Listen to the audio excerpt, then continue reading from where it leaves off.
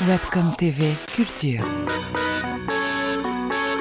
Alexis Desseaux est un acteur que vous avez pu voir dans la série Julie Lescaut. Il avait le rôle de l'inspecteur Mota auprès de Véronique Jeunet. Il a aussi joué dans des longs métrages comme Valmont, dirigé par Milos Forman, le génial La Cité de la Peur avec Farrugia et Chabat. Mais Alexis est aussi metteur en scène.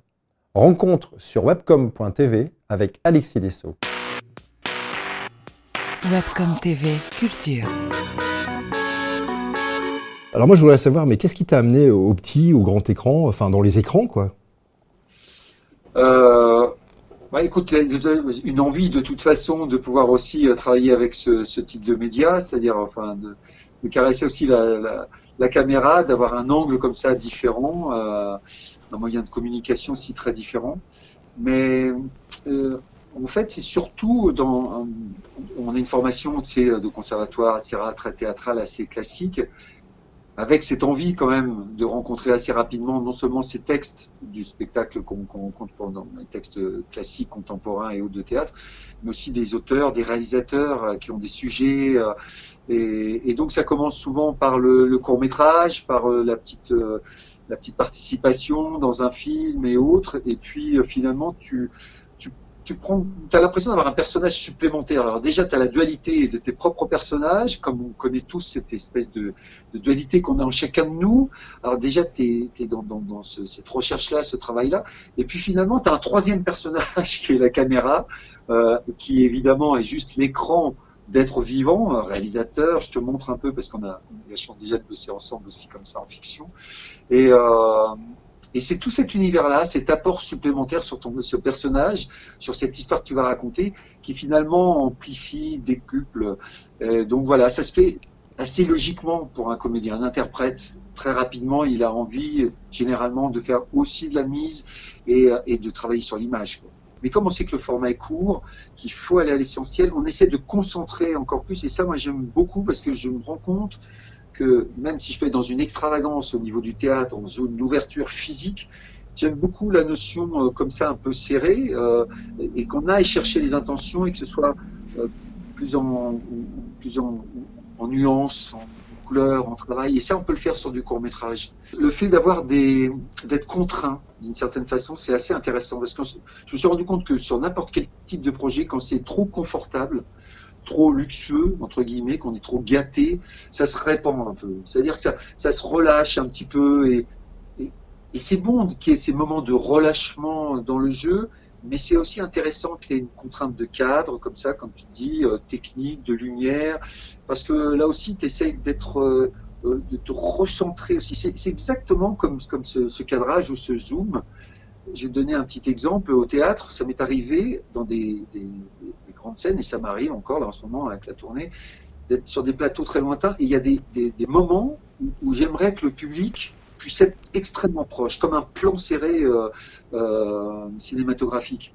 Et en fait, si simplement toi, dans ton intention, tout le temps vocalement en tenant quand même, mais sans que ce soit exagéré, mais que tu penses à la valeur du chant, c'est-à-dire qu'en gros, tu penses au fait qu'on puisse se resserrer sur toi, être cadré, être vraiment dans des intentions plus précises, eh bien, ces moments-là, le public, et ça m'est arrivé de discuter après, et dit « Ah, dans ce moment-là, à un moment donné, il rentre sur des détails. » Il y a un focus quoi. Il faut un focus, et c'est incroyable. Ça veut dire que quand tu as cette conscience-là pendant que tu joues, lui aussi peut faire ce zoom avant comme ça et choisir ce petit moment d'intention. Et ça, c'est le privilège de l'image. Voilà. C'est ça. Et d'avoir cette conscience de faire. Donc tout ça, en tout cas, tu peux l'expérimenter, t'autoriser à le faire sur du court, du moyen métrage et ce format-là. Alors justement, pour parler d'un film qu'on a fait ensemble, le fameux film qui a été réalisé pour la commune de Bouchain dans les Hauts-de-France, moi j'aimerais savoir qu'est-ce qui t'a donné envie de jouer dans ce film qui est voilà, une histoire assez typique, enfin voilà, d'un petit village. On est dans une famille quoi. Un format pas court mais moyen. Qu'est-ce que ça a pu t'apporter cette expérience-là? Et en l'occurrence, moi j'ai une très bonne expérience avec toi, un très bon souvenir. Ça a été vraiment quelque chose de fort. Avant tout, rencontre humaine. Donc, à la base, il y a un contact comme ça assez régulier grâce à un spectacle que j'ai joué dans la région avec le maire, Ludovic Zientek. Et la façon dont Ludovic me parle de vous, de toi, de cette réalisation, de ce projet, de ce sujet, là, quand on s'est eu d'abord nous téléphoniquement et que j'ai senti toute cette non seulement la compétence professionnelle mais cette motivation réelle pour les gens vrais dont tu parlais, ces familles rencontrées avec des moments comme ça hors cadre extraordinaires, parce que j'ai un moment humain pour moi très marqué avec Angelo, qui est mon papa. Donc il y a eu des moments comme ça extrêmement forts en dehors du tournage, et c'est justement pour ces moments-là. C'est-à-dire qu'on va transmettre une histoire, et ça vous avez su me donner cette accroche-là, cette envie de jouer dans ce film-là, avec dès le départ des cartes données, c'est-à-dire qu'il va y avoir donc des pros, des semi-pros, etc., et qu'on est dans du décor, du vrai décor, et qu'on est dans une région authentique. Donc tout ça sont des mots qui me parlent énormément. Et puis effectivement, on rencontre une famille, on rencontre des gens, et on fait abstraction de pros, semi-pros, etc. On est juste là au sujet, au service de l'histoire. Et il s'avère en plus qu'à Bouchain, il y a une histoire extraordinaire. Donc votre sujet était pile poil dans la cible. Voilà des moteurs, en tout cas, de motivation. Très bien, merci. Alors, on sait que tu aimes le cinéma, mais tu aimes les planches, tu aimes le théâtre. Tu as, je crois, mis en scène plus de 30 pièces, si je ne me trompe pas. Moi, j'aimerais que tu me parles du choix des âmes que j'ai pu voir. Mais avant, je te propose un extrait. Toi, tu es ma preuve que je n'ai pas encore basculé, que j'entends encore la musique.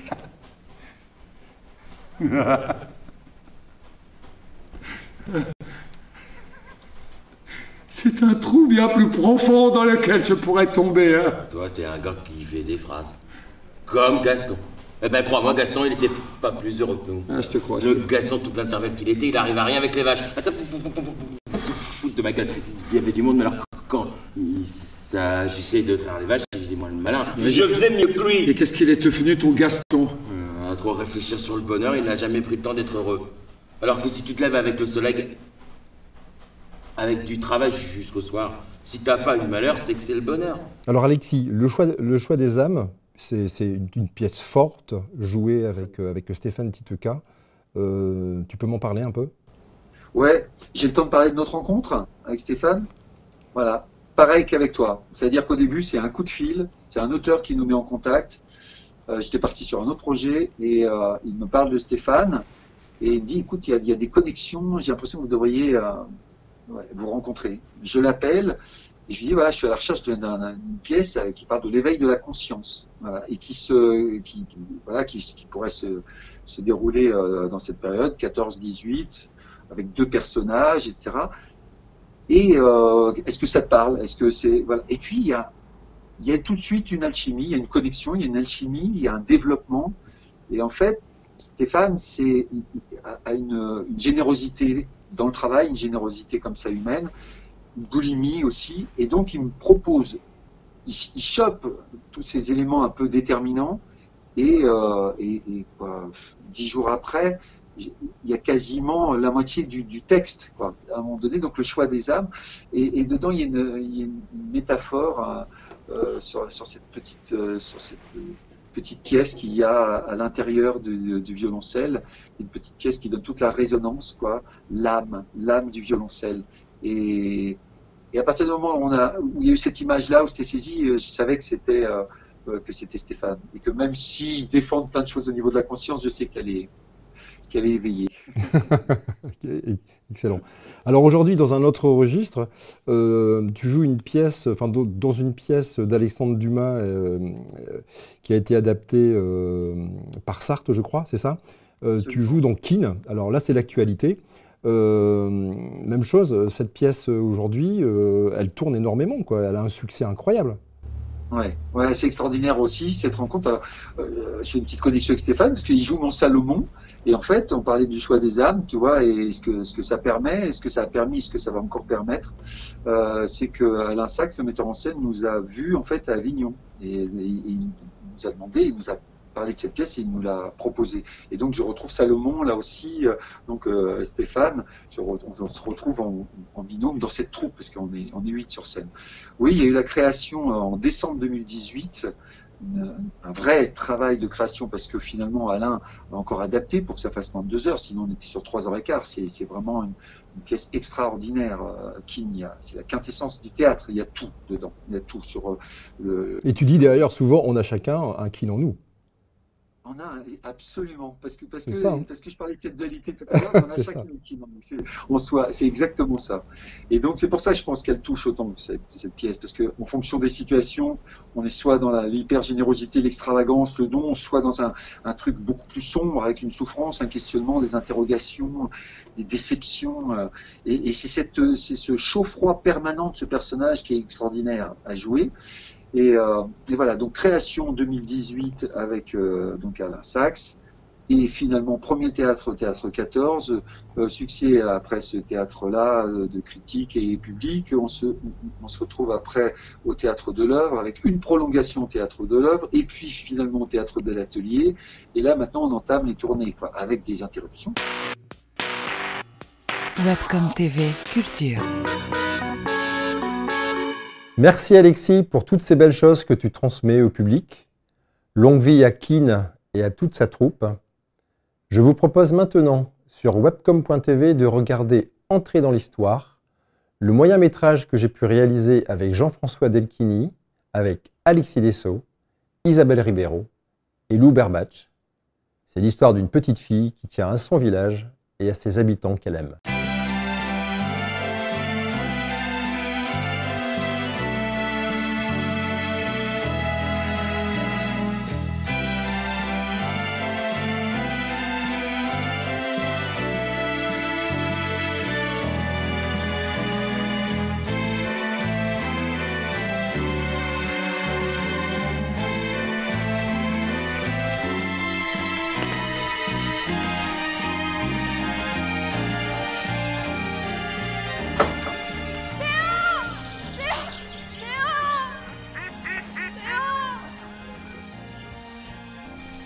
Qu'est-ce qui se passe?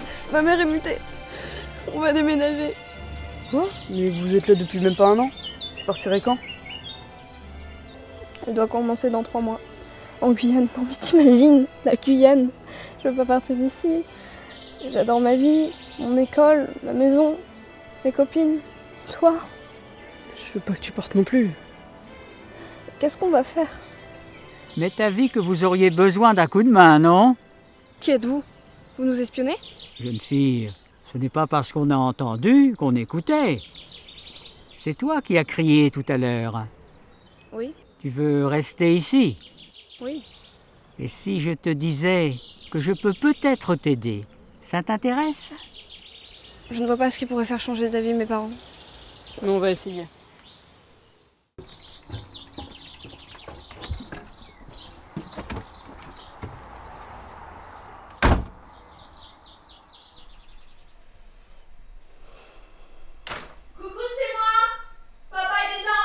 Non, il a appelé pour dire qu'il allait rentrer tard. Il a trouvé des super bouquins. Ok, regarde, j'ai trouvé de quoi faire un calalou, c'est une spécialité guyanaise, c'est super bon. Il faut qu'on s'habite, tu viens de ma pougnette. Non mais la Guyane, tu te rends compte? J'ai pas faim. Alors, pour un calalou, il faut du gombo, du porc, des crevettes, des épinards. Calalou, calalou, calalou, calalou. Allez mon petit calalou! M'appelle pas comme ça. Bah...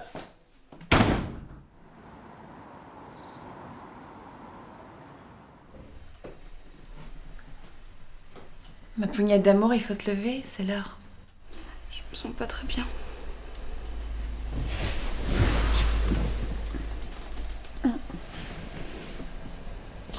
T'es un petit peu chaude. T'as mal quelque part? Je me sens bizarre, molle, un peu barbouillée. Et triste surtout. Mon pauvre petit chou. Attends, je reviens. Alors ça donne quoi ta température, Laurette 37,9. Ah oui, quand même. Bon écoute, tu te reposes. Moi je vais téléphoner à l'école, on ira voir le docteur en fin de journée, d'accord? Allez, bisous ma chérie. Et s'il y a quoi que ce soit, tu m'appelles, hein. Bisous. Bien. Tout ça me rappelle un cas qu'on a eu en 1983. Une jeune fille, comme Laurette. Ça ne s'est pas bien fini du tout. Enfin, je veux pas vous alarmer. Quoi m'alarmer? Mais qu'est-ce que c'est? Et quelle fille? Vous avez fait médecine? Écoutez, je veux pas vous noyer sous un jargon de carabin, mais à l'âge de Laurette, il peut arriver, bon, très rarement, hein, je vous l'accorde, que... Comment vous expliquer simplement? Mais que tout parte en vrille, tout se barre en sucette. Faudrait chercher la cause, mais c'est grave compliqué. Attention, ça ne veut pas dire que c'est grave chambé, mais ça peut devenir inquiétant. En sucette? Chambé? Inquiétant? Sérieux? Non mais, en jargon de médecin, là, vous n'avez rien de plus grave rassurant? Bon, écoutez, je vais vous prescrire un petit quelque chose. Et avant de paniquer, on voit ce qui se passe. Si ça s'aggrave, on va direct faire des examens à Paris. Trop tard. Je panique grave.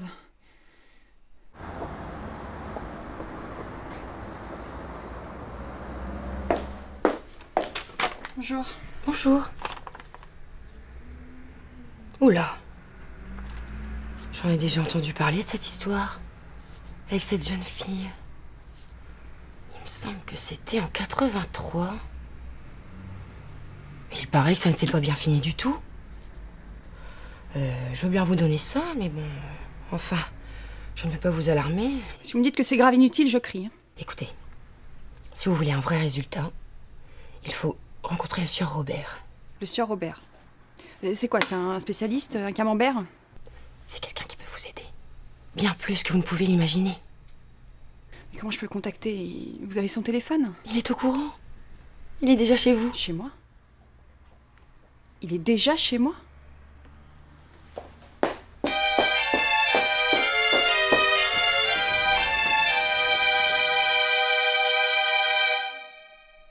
Votre fille n'est pas malade. Enfin, pas comme vous le pensez. C'est plus profond que ça. Elle a l'impression d'avoir perdu de vue l'essentiel. Et c'est quoi l'essentiel à 13 ans? Ce qui devrait nous guider tout le reste de notre vie. Quelque chose de pur, de beau, de fort. Quelque chose qui pourrait lui servir de fondation pour qu'elle construise une belle personne adulte. Ok pour l'argument imparable, mais concrètement, on fait comment? On part dans 3 mois en Guyane, et d'ici là, il faut qu'elle souffre le moins possible. Une fois qu'elle sera là-bas, moi, je suis sûre qu'elle va aimer sa nouvelle vie. Ouais, mais ce sera quand même très violent, hein, comme changement. Ah, moi, je veux pas qu'elle en souffre. On sait jamais, elle pourrait devenir dépressive ou je ne sais quoi. Bon, ok. Alors, qu'est-ce qu'on peut faire? Me faire confiance, respecter à la lettre toutes mes instructions, même si elles vous paraissent étranges ou farfelues. Alors, et alors seulement, je vous garantis un résultat qui rendra tout le monde heureux. Prêt pour la première épreuve? Qu'est-ce qu'on risque?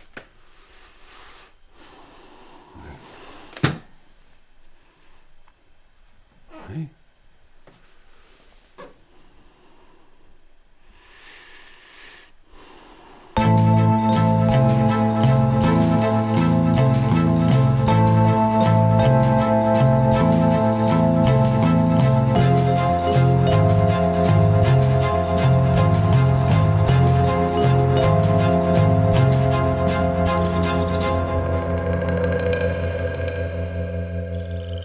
Qu'est-ce qu'elle a dit déjà?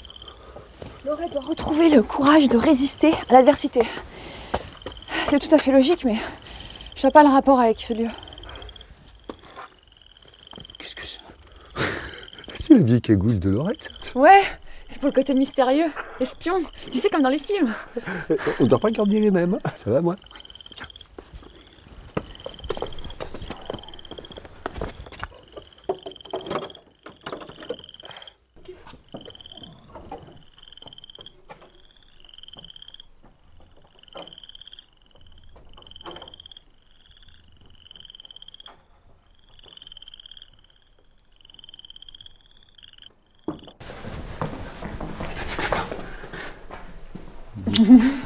Alors, écoute.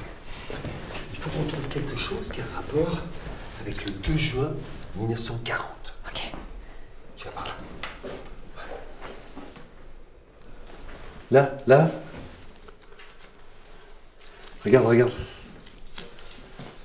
Les Français ont bloqué ici même l'armée nazie pendant toute une semaine. C'est même grâce à la résistance des soldats du 45e régiment d'infanterie que l'opération Dynamo de Dunkerque a réussi. Un courage tellement hors du commun qu'Hitler est venu en personne à Bouchain le 2 juin 40. Bouchain a obligé Hitler à poser un genou à terre, mais jamais j'aurais imaginé ça. Tiens, cadeau.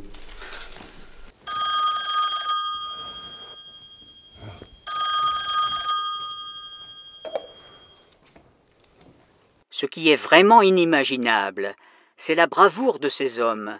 Ils sont venus à Bouchain pour stopper l'avancée nazie, pour tenir coûte que coûte, et beaucoup y ont laissé leur vie. Peut-être que le souvenir de ce courage coule encore dans les veines de Bouchain. Rendez-vous demain soir pour une autre épreuve. Il est quand même flippant, hein, le sieur Robert. Ouais. Enfin, moi, à chaque fois qu'on prononce son nom, j'ai plutôt envie de manger un bon camembert. Le téléphone. Le téléphone. Le petit téléphone maison. Ah, et viens voir. Le véritable inventeur du téléphone, ce n'est pas Graham Bell, c'est Charles Boursol. Son père était bouchinois. Non mais elle est dingue cette ville quand même. C'est fou. Deuxième cadeau. Et tu vois, c'est ici. C'est à Bouchain que les soldats ont retenu l'armée d'Hitler. Et du coup, les Allemands étaient coincés et les Anglais ont pu embarquer à Dunkerque. Tu m'étonnes qu'Hitler est venu à Bouchain. Il devait être fumasse, le psychopathe. Oh là, oh, comment tu parles, toi? Ça va mieux, hein? Mais laissez-la donc un peu tranquille, vous voyez bien qu'elle est fragile.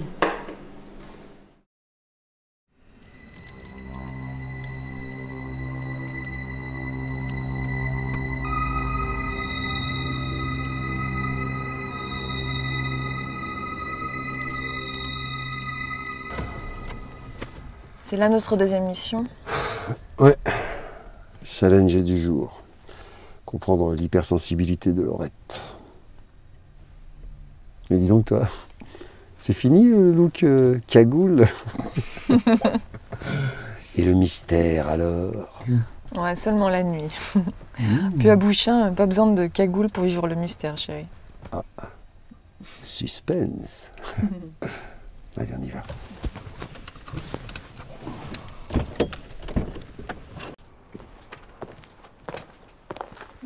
Théo, qu'est-ce que tu fais là? Bonjour, je tenais à vous montrer ça moi-même. Voilà, nous sommes dans ce qui reste du relais de poste dans lequel Mozart a dormi avant d'arriver à Paris.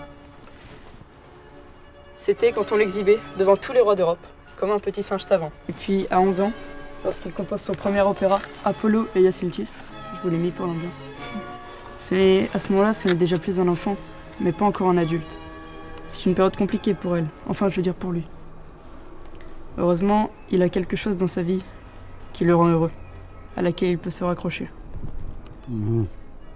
Dis-moi, comment tu sais tout ça, toi, sur Mozart et tout? Mon prénom complet, c'est Théophile, comme le 4e prénom de Mozart. Mes parents m'ont filé le virus.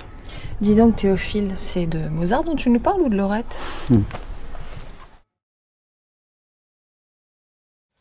Ta mère a capté tout de suite que je parlais de toi. C'est-à-dire? À mon avis, elle va te parler de Mozart ce soir. Ah, ok. En tout cas, merci. T'as été bon aujourd'hui, mon héros. Oui, bon, je t'ai ramené les cours. On a un gros contrôle lundi. Oh non. Non, pour l'instant, j'ai besoin de prendre l'air. Tu viens avec moi? Allez, s'il te plaît, viens avec moi. Vas-y, s'il te plaît. It was easy peasy lemon squeezy getting round the Walkerton class. So many places to hide. Do you remember my name? I was the one with the bag and a slip-on shoes. Cigarette smuggling, rooftop jokes.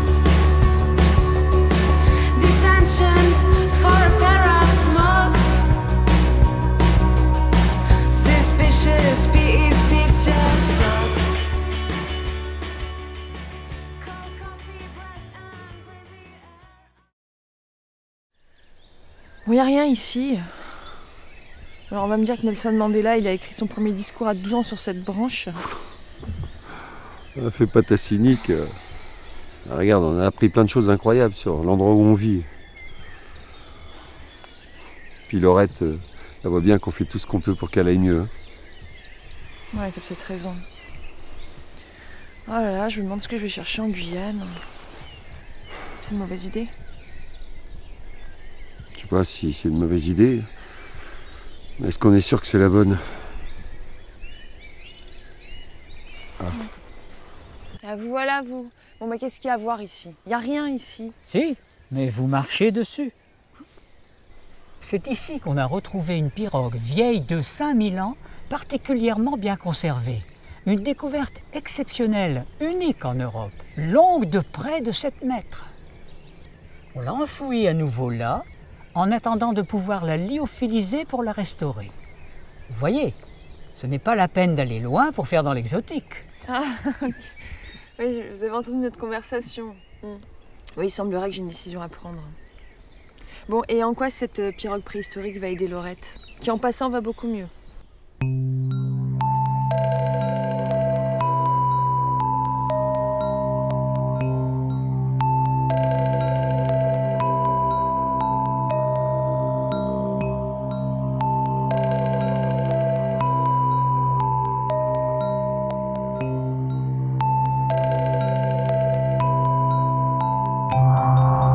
Marécages, rivières, canaux.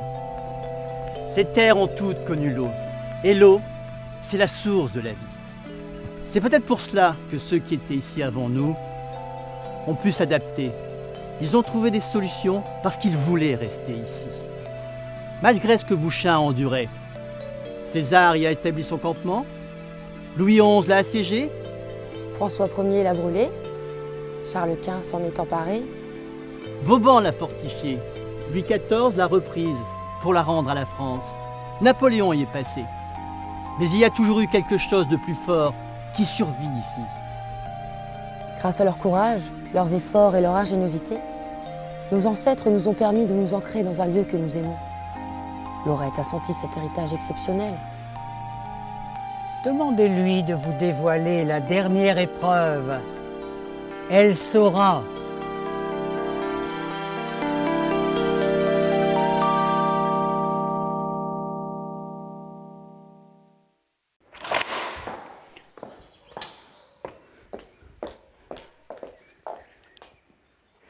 Allô? Allô, oui, monsieur Ligné, c'est madame Chamblin. Enfin, c'est Carole.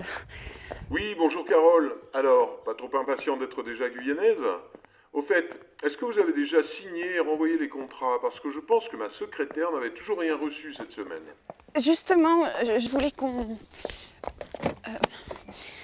il faut qu'on... J'ai quelque chose à vous annoncer.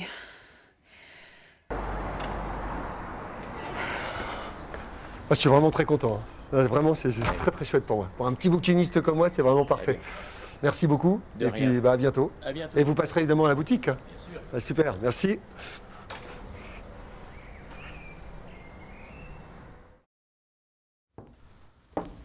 C'est ici que Laurette nous a donné rendez-vous. Bah apparemment, ouais, hein. C'est là. Voilà. C'est fini. Vous avez guéri, Laurette. Essayez pas de nous embrouiller. C'est plutôt vous qui nous avez sauvés. Et puis, vous nous avez permis de mieux comprendre Laurette, de nous rapprocher. Et surtout de découvrir pourquoi elle aimait tant vivre ici. Pour tout vous dire, nous aussi, maintenant, on est devenus fans de Bouchain.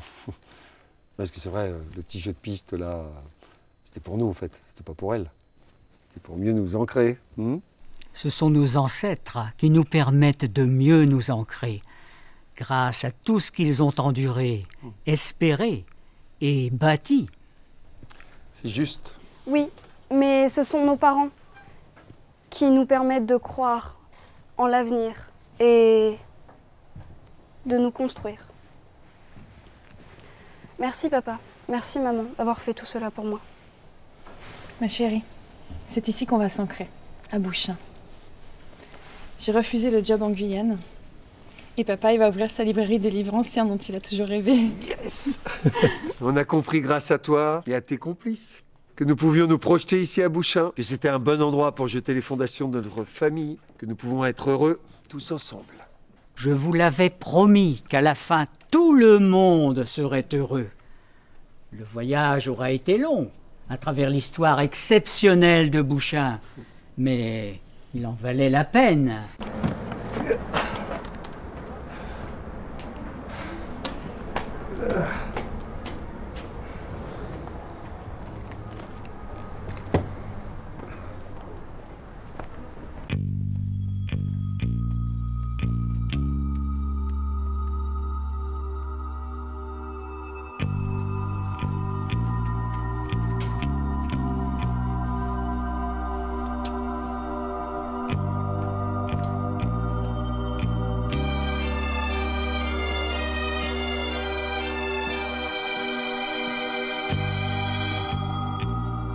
Vous êtes assuré qu'il a bien le grimoire?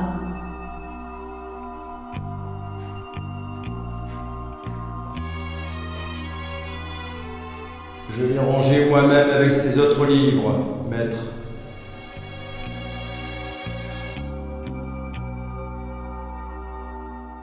Bien, il n'y a plus qu'à patienter maintenant.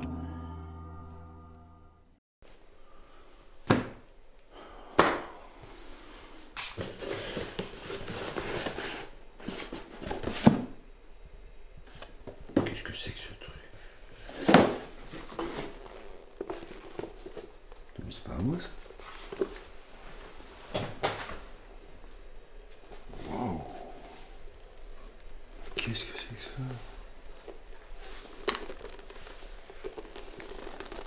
Oh la vache.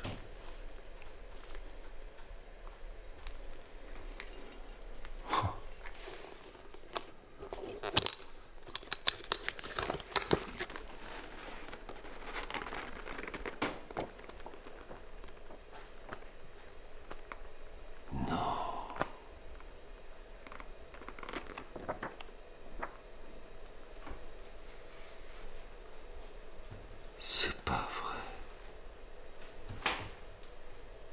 Non, chérie, écoute. Je sais pourquoi il se passe tant de choses incroyables à Bouchain.